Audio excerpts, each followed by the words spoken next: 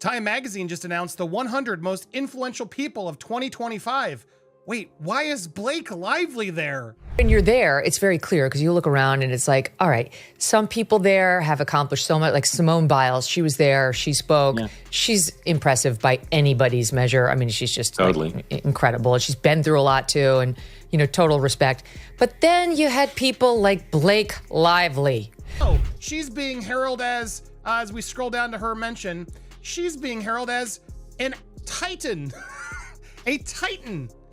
With Serena Williams, Ed Bastian, Lauren Michaels, Simone Biles, Doug McKillen, and Blake Lively. The Hollywood golden boy is sweating under the spotlight. In what was meant to be another glowing profile celebrating his business empire, Ryan Reynolds instead found himself backed into a corner, forced to address the Justin Baldoni controversy that's been haunting his and Blake Lively's carefully crafted public image for months. Time magazine just handed Reynolds yet another prestigious accolade, naming him to their Time 100 companies list. But even this orchestrated PR win couldn't shield him from the questions everyone's been asking. Has the Baldoni drama damaged his multi-million-dollar business ventures? Is America's favorite couple finally facing consequences for their actions? If this latest award feels like deja vu, that's because it is. Just months ago, Time magazine mysteriously named Blake Lively one of the 100 most influential people of 2025. Blake Lively, who was there with her husband Ryan Reynolds. By the way, they were there. I think she was inducted the first year I was inducted too. We're on the same path with these people.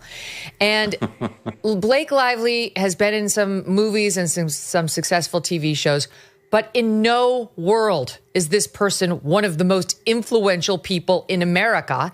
This is part of what you say is the scam. A head-scratching decision that many industry insiders questioned. Blake Lively got this fake award from Time 100 because she gave a donation to the NAACP back in 2019, notes a media analyst. So therefore, she's one of the most influential people of 2025. Not this year? Nice try. The pattern couldn't be more obvious. As the couple faces mounting public scrutiny over their legal battle with Justin Baldoni, Time magazine conveniently provides them with a platform for image rehabilitation. First Blake, now Ryan. A 1-2 punch of prestigious coverage just when their reputation needs it most. But who's pulling the strings behind this suspiciously timed media blitz? Time magazine is owned by billionaire Mark Benioff, the CEO of Salesforce. While there's no smoking gun linking Benioff directly to Reynolds or Lively, the elite circles these power players move in are remarkably small and interconnected. Benioff is known to attend exclusive weekend gatherings co-hosted by none other than Ari Emanuel, CEO of Endeavor and one of Hollywood's most powerful agents.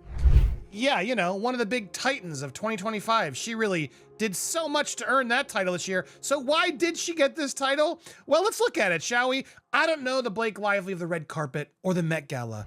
These secretive conferences bring together CEOs, VIPs, and billionaires for private networking away from public scrutiny. There aren't many places for people like this in these conversations. Benioff himself has admitted about these exclusive events. Connect the dots. A billionaire media owner who attends private retreats with Hollywood's elite agent class suddenly takes extraordinary interest in promoting both halves of a celebrity couple precisely when their public image is crumbling. Coincidence? Industry insiders aren't buying it. What we're witnessing appears to be a meticulously orchestrated campaign designed to salvage the Reynolds Lively brand following the Baldoni controversy. First, get Blake Lively named to Time's 100 most influential list, April 2025. Have a civil rights attorney vouch for her character in the accompanying profile. A few months later, feature Ryan Reynolds in Time's business leaders list. Use this platform to promote his various business ventures while downplaying the controversy. Control the narrative around the Baldoni lawsuit with carefully crafted messaging. As someone who worked in the media space with brands and sponsors, this is how it's done, explains an industry veteran. Agents, marketers, publicists, they create a comprehensive plan for their talent. I knew if I went and I gave interviews on the red carpet, Mark, I was going to be honest in response to the questions, which, as you know, is a hard no for these things. Like, that's not the goal. You're going to get this, and this if we go to Time. Sold. Despite the friendly forum and softball questions, the Time interviewer eventually asked what everyone wanted to know. Has the controversy with Justin Baldoni affected Reynolds' business interests? The couple is declining to speak about all this still, the article notes, but I asked Reynolds whether the tabloids and online discourse have impacted his bottom line. He is, after all, the face of all these companies. Reynolds' initial response was textbook celebrity deflection. I can read something that says I should be drawn and quartered. I can read something that says I should win a Nobel Prize. Both are meaningless. The fact that Time, an outlet clearly providing favorable coverage, felt compelled to press the issue speaks volumes about how inescapable the controversy has become. Even my celebrity agnostic relatives asked me about it when I mentioned I was interviewing Reynolds, the writer admits. When cornered a week later, Reynolds finally gave a more pointed answer. Accessibility and accountability are a big part of how I do things. The people that I work with know me. You don't be honest. You just play it straight. You're supposed to say I'm in love with the other 99 and I'm the least accomplished. That's right. And I was so honored to be here. Maybe I shouldn't go over to the people and give an interview. But then I was like, F it. So I did, and I was asked by the Daily Mail about Blake Lively, and here's how that went. If you operate with some degree of core values and integrity, they're gonna help you up. If you're an a-hole, they're not. The irony of Reynolds preaching about accountability while refusing to directly address the allegations against him and his wife wasn't lost on observers. Despite Reynolds' protestations that the controversy hasn't affected his business, the evidence suggests otherwise. His social media engagement has reportedly plummeted, with comment sections now often restricted, a telling sign for someone whose business model relies heavily on viral marketing and public engagement. Every post he does on social media has to be private now, notes a social media analyst. That's not affecting his business. It absolutely is. Yet the damage control extends beyond just limiting comments. Reynolds has reportedly been forced to change his marketing strategy for several brands, with sponsored content receiving significantly less engagement than before the controversy erupted. Perhaps most telling is the reported silence from those who could defend the couple.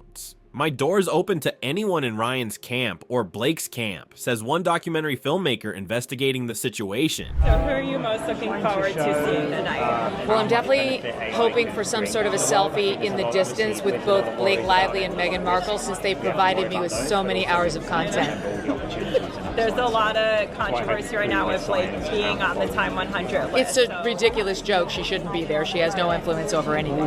Not a single one wants to come forward to defend these two. Meanwhile, everybody's coming to defend Justin. Time's characterization of the Baldoni lawsuit reveals just how far the magazine went to protect Reynolds' image. A judge recently threw out Baldoni's countersuit, the article states, without clarifying that only parts of the suit were dismissed while other elements remain active. This framing suggests a total legal victory for Lively that simply hasn't occurred. The reality is more nuanced. Baldoni's legal team is reportedly still determining next steps, and Lively has yet to provide evidence supporting her claims of harassment and retaliation. The article also conveniently downplays Reynolds' own role in the controversy, focusing solely on Lively's legal complaint without mentioning Reynolds' public comments about Baldoni that many viewed as character assassination. At the heart of this PR crisis lies what appears to be a fundamental unwillingness to acknowledge wrongdoing. Sources close to the production of It Ends With Us suggest the conflict began with what should have been a minor misunderstanding that spiraled out of control due to Lively's refusal to apologize. Right. I mean, what do you think of when you read headlines like every day about her and Justin?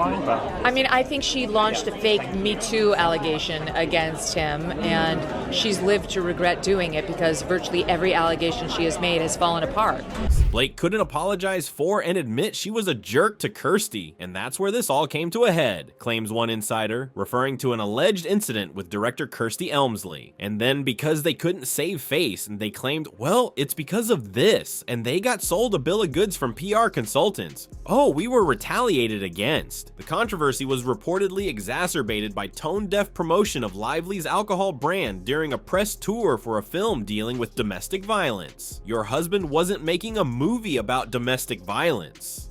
You were. That's the problem, notes a critic of Lively's handling of the situation. What makes this controversy particularly damaging for Reynolds is how it contradicts the carefully constructed nice guy persona he's built over years. In the Time profile, he presents himself as the ultimate people pleaser. Ryan Reynolds admits to a deep-rooted need to be liked, probably related to being the youngest of 4 brothers vying for validation from a withholding cop father. I'm a people pleaser by default, as is my wife. No. Yet his actions toward Baldoni tell a different story. Sources from the It Ends With Us set claim Reynolds mockingly incorporated elements of Baldoni's personality into his portrayal of the villain in Deadpool and Wolverine, a petty move that contradicts his self-proclaimed values. And so for her to be honored for doing that, to try to ruin a man over absolutely nothing, is a scandal. Yeah. And obviously they're looking for big stars to come here and generate pages on their magazines, but that was very wrong. Right.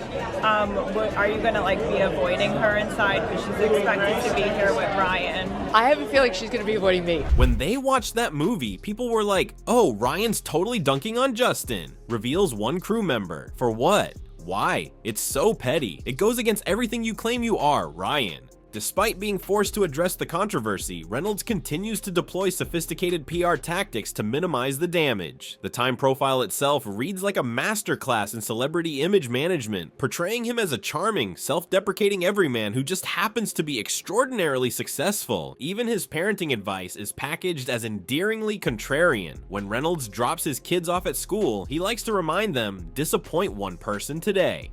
The article portrays Reynolds as someone who has figured out a way to channel this perceived weakness into a strength. This calculated approach, using vulnerability as a shield, has been a hallmark of Reynolds' public persona. By admitting to minor flaws and insecurities, he creates the impression of authentic transparency while carefully avoiding substantive discussion of genuine controversies. Despite these sophisticated efforts, public sentiment appears to be shifting. Social media platforms have enabled more democratic analysis of celebrity behavior, with users examining evidence and forming conclusions independent of traditional media narratives. They're going to continue to manipulate everybody with these fake PR words, with their powerful contacts and their allies, warns an industry insider. It's all going to be to trick you so they can continue doing what they're doing without ever having to take accountability. But the strategy may be failing. Comment sections on the couple's social media, when not restricted, reflect growing skepticism about their version of events. The forced nature of Reynolds' Time response suggests the controversy has become too big to ignore, even in friendly media forums. As more production staff from It Ends With Us come forward with their experiences, the carefully constructed narrative becomes increasingly difficult to maintain. Documentary filmmakers are reportedly gathering testimonials from crew members willing to risk professional consequences to share their accounts of what really happened on set. We are not over yet, promises one source working on documenting the controversy. We are just getting started. Whether the Reynolds Lively PR machine can withstand this sustained scrutiny remains to be seen. What's clear is that even Time magazine's friendly platform couldn't fully shield Reynolds from addressing the controversy that threatens to permanently tarnish his carefully crafted image. In an industry built on illusion, perhaps the greatest skill isn't acting, but the ability to convince the public that the performance doesn't end when the cameras stop rolling. For Ryan Reynolds, that performance is becoming increasingly difficult to maintain, even with Time magazine providing a very convenient stage.